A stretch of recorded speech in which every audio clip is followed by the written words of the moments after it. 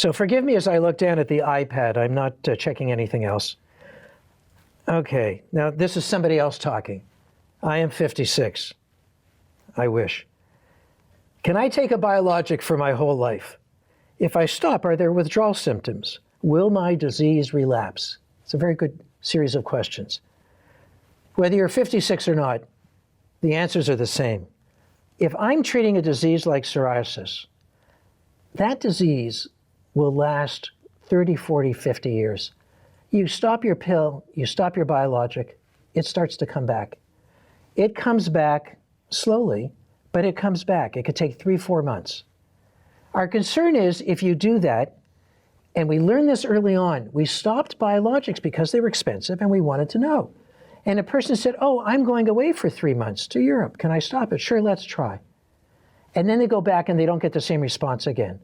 So we're not happy about that. We want people to stay on their biologic. We really think it's important. We really think it matters. I can't speak to all diseases. We don't know. Some diseases are more intermittent than psoriasis, which is always there. It might be hard to tell. I think that's something you really have to ask your doctor and your specialist about. Ask them, can I take a holiday on this? And if so, what are the risks? But ideally, usually the answer is no. You want to stay on it. The disease will relapse. If my biologic has lots of manufacturing changes, is my biologic different? We hear things about biologics being biosimilar to itself. Let me explain that expression. So if I have 2 drugs, and I mentioned Remicade and a biosimilar, if I have infliximab and it's the Remicade, and I said it's so complicated, and if you went to the government and you said, how many changes have there been in that process over the past 10 years? And they look up and they say, oh, there have been 250 changes. You think, oh my God, I heard Dr. Scheer talk. It must have gone in as an apple and come out as a banana. How could this possibly be? If they change anything, if a doorknob gets changed, they have to report it. People are obsessive about reporting any change. That's good. We don't want to punish them for that. That's good. If they said we changed the source of water, or we've got a new cell that's making it, goodness gracious, that's a different story. So there's a different degree to change, but it could happen. So something that was over here starts to go off and become different. What does that mean? They have ways of measuring. There's quality control within the companies. I've seen the data. It's very boring. They're little bars. Every time they test, the bar is the same. They do not change, which is great. Doesn't mean it could never happen, but it does mean they're staying in the same lane and they're driving in the same lane all the time. Just look at a nice new cars. With all this technology that tells you if you go out of the lane, they're staying in the same lane. Okay, so when a biosimilar comes out, it's considered pretty similar. I'm not going to say same, but let's say it's almost the same as the original. And what happens with it? It can also change a little bit over time. But let's say they both stay in the same lane they started in, but the lanes are going somewhere different, and they're moving. So what Health Canada sees today as similar might be less and less similar over time. It might matter. And that manufacturer might also say, no, ours is still very much the same as the original one. But there might be a drift. That's something we're going to be looking at. But does the biologic you have now, the one you're getting, is it changing dramatically? It does not appear to be so. That's not been the case over the last 10, 15 years.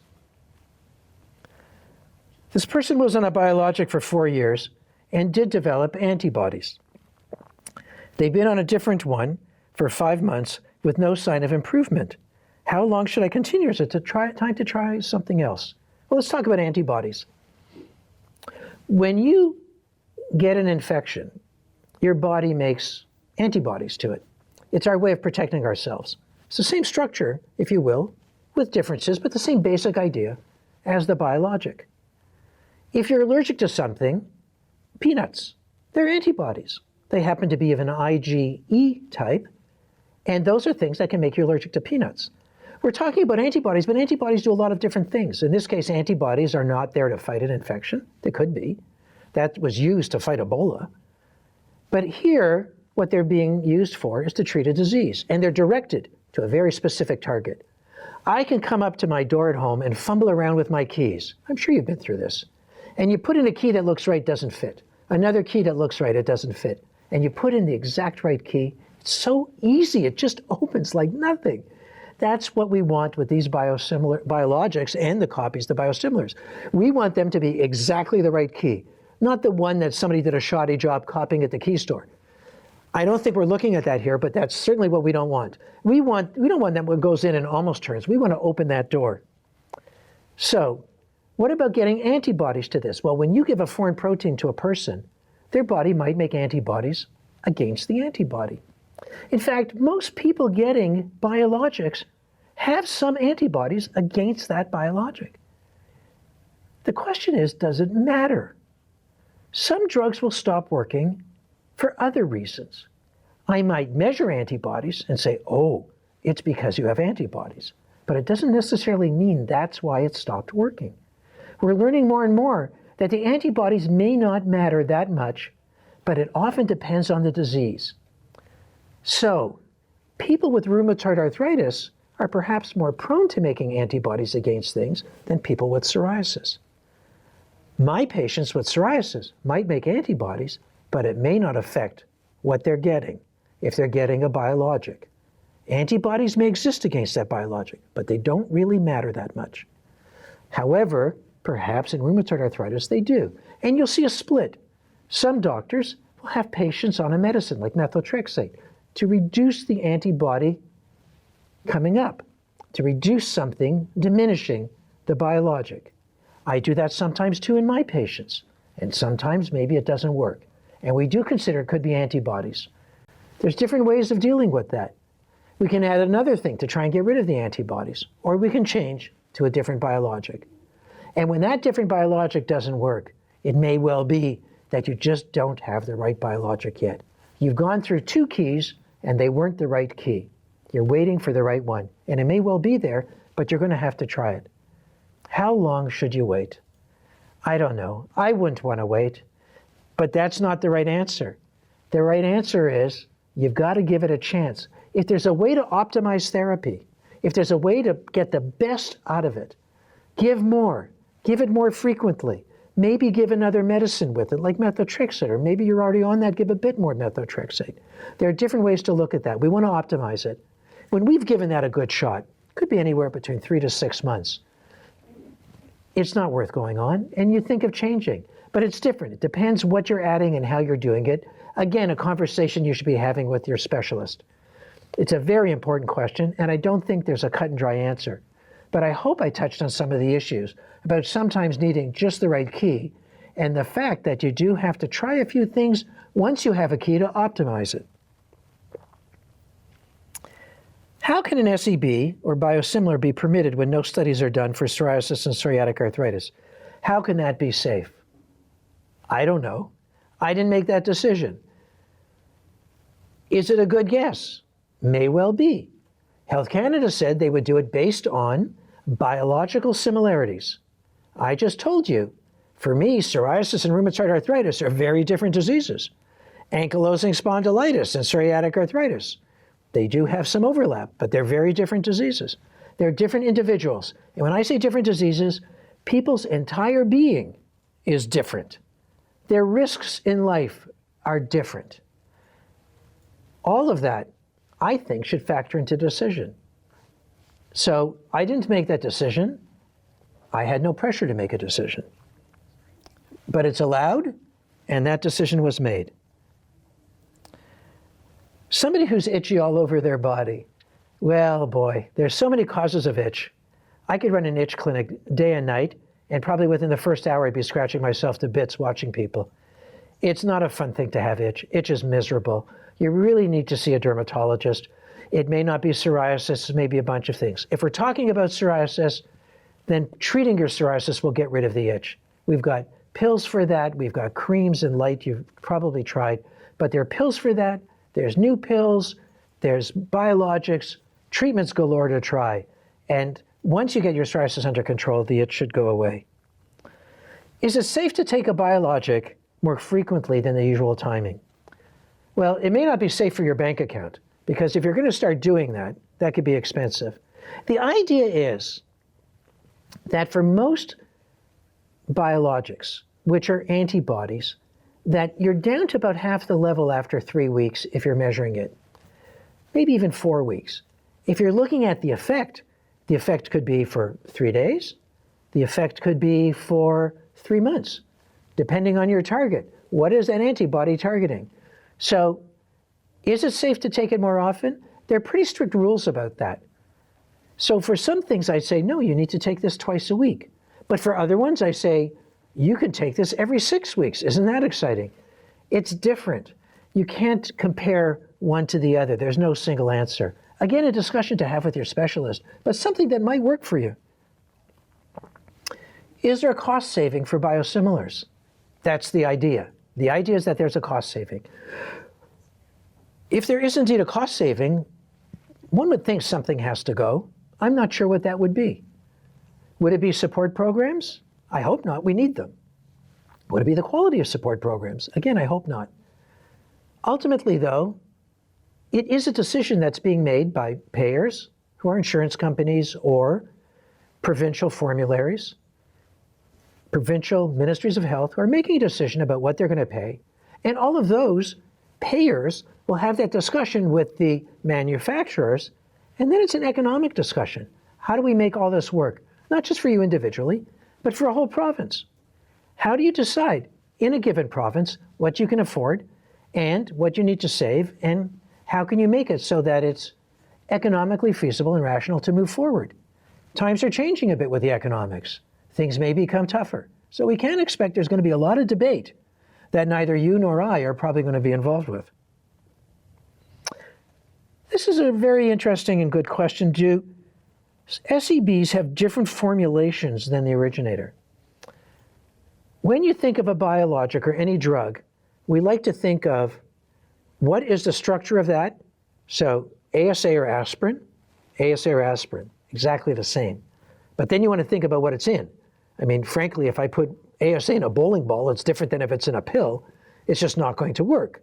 So exactly, that's part of the formulation of what's going on. However, if a drug like infliximab is given intravenously and a drug like adalimumab is given subcutaneously, Humira, you could expect the biosimilar is going to be given in the same way. And you could expect that when they make the vehicle that's going to be carrying that biosimilar, it has to not only keep the biosimilar stable, and the conditions about how cold it could be or shouldn't be have to be clearly described. If there's a change there, that's a big deal, because if someone's used to doing something with the originator and they have to do it differently with the copy, it could make it ineffective. So those issues have to be looked at. And also, when you're putting an injection in, you don't want it to sting. When you're getting intravenous going in, you don't want it to burn. What if there's something there? That's why you want those studies. You want to know if those things are happening. And if they are, you have to change the formulation. Ideally, the formulations will be similar. You'll be able to tolerate them as well, but they will be different. Do any of the biologics affect a patient with hypertension? Well, high blood pressure, there are many degrees of hypertension and many drugs you might be on. Generally, depending on the biologic, sometimes reactions do occur. There are some that I use for some types of cancer and other very severe skin diseases where we might need to pre-treat a patient, worry about them getting an allergic reaction, not the ones we were talking about today. I need to know if they're on the so-called beta blockers because it might be harder to treat a reaction. So it really depends on the biologic or the biosimilar, and again, a conversation is required. Generally, it probably should not be a deal. If you're getting it intravenously, they will check your blood pressure. They will tell you if there's a change, and that would be important to feed back to your doctor.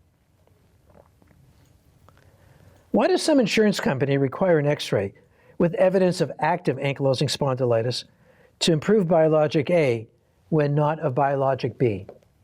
Now, I would think in this scenario, and I'm not an expert, Biologic A is a totally different biologic than Biologic B. And yet, the request is different. Ideally, that information should be based on evidence. So it may be that Biologic A did a study, and that study showed that it worked best for or other literature showed that it worked best for people with active ankylosing spondylitis. And Biologic B may not have had that evidence or shown, even better, that it worked whether it's active or not. I don't know. And it could be based on an economic decision. When a doctor prescribes a biologic for you, and I send in all the forms, we fax them in with your consent, and we get back a form either from a support program or the insurer themselves, and it asks us questions. And it may say, this patient cannot be on Biologic A unless they failed Biologic B. We've done a survey. We asked doctors, how many of you think that decision is based on medical evidence? Doctors thought it was. It is not. It might even be in contrast to medical evidence. It's purely economic. It's basically saying we can get Biologic B cheaper. That's what we're going to give you before we consider Biologic A. So there are many factors that go on, if you will, behind the scenes. And there are many insurers. And somebody could say, I speak on behalf of an insurance board in Canada. We never do, please. That's all I have to say. Is there a chance for patients to go off a biologic back to NSAIDs if remission is obtained? Well, I'm thinking we're talking about arthritis here. It could happen. We do see it. We do see patients who move, decide to go off a biologic for whatever reason. We've had biologics that have been withdrawn from the market because they were working, but they start to have side effects and they weren't that competitive with some of the new ones. And sometimes patients go back to simple medications. It can happen. Often when patients are clear, depending on the disease, and if they've got support for it, they don't want to go back. How do you know if you've developed antibodies to a biologic? I can tell you the answer to that. You're getting a biologic. You probably have some antibodies to it. That's not the question. The question is, does it matter? It doesn't. Most of the time, it really doesn't matter. Do we have biologics, antibodies to biologics that are truly neutralizing? If that's what you're asking, that's not so easy to figure out. And companies are doing studies with that all the time, and new assays keep coming. We don't have any way to compare them. We are still in the dark about that. The only way you can tell that you have neutralizing antibodies is to consider it. If you're getting your full dose, you're giving it to yourself or you're getting it intravenously, you know you're getting it, and it just stops working. That's the best way to consider it. It doesn't necessarily mean it's an antibody. Should biologics and biosimilars be combined with methotrexate, or a similar drug, I suppose? I don't think it has to be. We don't do that in dermatology. We don't feel that it's necessary in our patients. I can't speak for rheumatoid arthritis or ankylosing spondylitis or inflammatory bowel disease. It may be. The way we often see it is when I have a patient who's on methotrexate, we're weaning them off it and starting them on a biosimilar. They clear up completely. Their dreams have come true. They say, I'm staying on the methotrexate. I don't want to lose effect. I want to be on the methotrexate as well. Is that okay? Absolutely. We're very comfortable following that combination.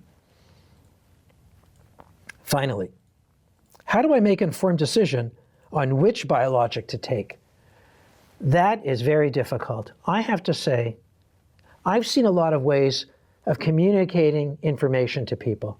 I've seen 15-page pamphlets with tons of information and ways of little happy faces and sad faces.